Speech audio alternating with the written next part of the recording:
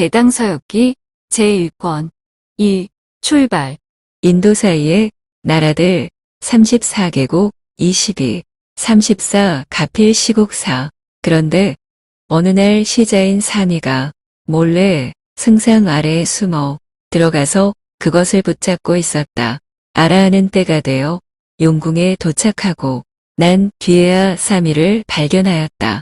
용왕은 사미에게도 머물며 공양을 받기를 청하였다.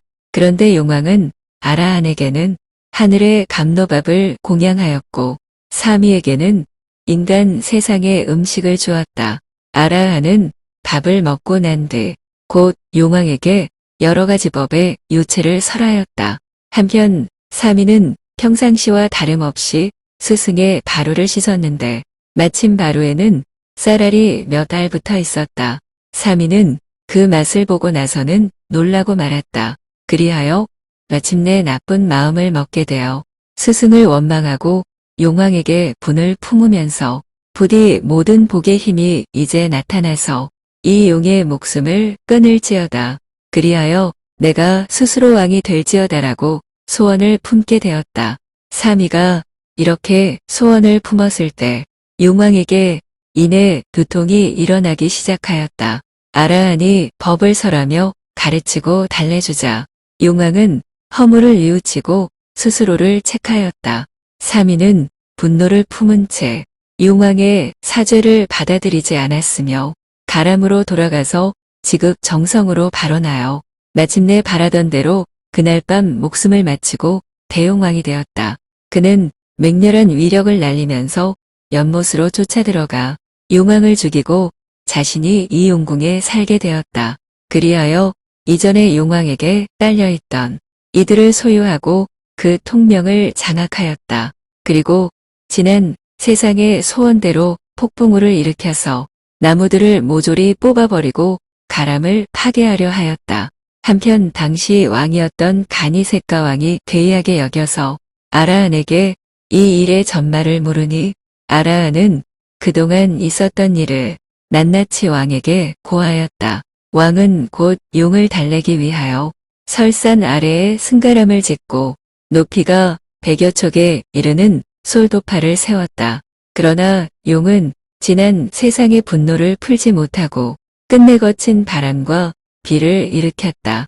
왕은 널리 구제하려는 마음을 일으켰지만 용은 분노의 독한 마음에 편승하여 난폭한 행동을 한 것이었다. 용왕이 승가람과 솔도파를 6번 파괴하면 7번을 다시 지었다. 마침내 가니세카 왕은 공력을 들인 일이 끝내 이루어지지 못한 것을 치욕스럽게 여겼다. 그리하여 용의 못을 메워버리고 그 용궁을 허물고자 즉시 병사들을 거느리고 설산 아래에 이르렀다. 그러자 용왕은 매우 두려워하며 늙은 바라 문으로 변하여 왕의 코끼리를 못 가도록 잡아당기며 간하였다. 대왕께서는 지난 세상에 선업의 근본을 닦으셨고 수승한 어빈을 많이 심으셔서 사람의 왕이 되셨으니 생각하는 대로 이루어지지 않는 일이 없으십니다. 그렇거늘 오늘은 어찌하여 용과 다툼을 벌이려 하십니까? 용이란 것은 축생에 지나지 않는 것인지라 비천하고 열등한 부류입니다. 그렇지만 큰 위력을 지니고 있어서 힘으로 다툴 수 없습니다. 용은 구름을 타고 바람을 부리며 허공을 밟고 물 위를 걸어다니므로 인간의 힘으로 제어할 수 없습니다. 그런데 어찌 왕의 마음에 분노의 대상이 되겠습니까? 왕께서는 지금 온 나라의 병사를 일으켜서 한 마리 용과 싸우려고 하십니다. 만일 왕께서 이기신다 하여도 먼 곳에 있는 적을 정복했다는 위험이 있는 것도 아닐 것이며 패하신다면 대적하지 못한 수치스러움이 생기게 될 것입니다. 왕을 위하여 생각해 보건대 병사를 데리고 돌아가시는 것이 마땅할 것입니다.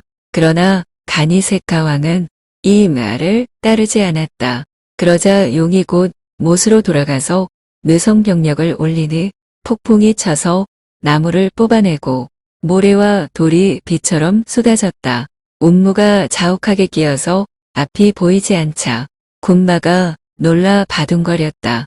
그러자 왕은 곧 산보에 기이하면서 도움을 내려주실 것을 청하며 말하였다. 지난 세상의 심은 많은 복의 힘으로 사람의 왕이 될 수 있었습니다. 억센 적을 위험으로 제압하여 남선부주를 다스리게 되었습니다. 그런데 이제 저 축생인 용에게 굴복당하게 되었으니 이는 실로 저의 박복이 아닐 수 없습니다.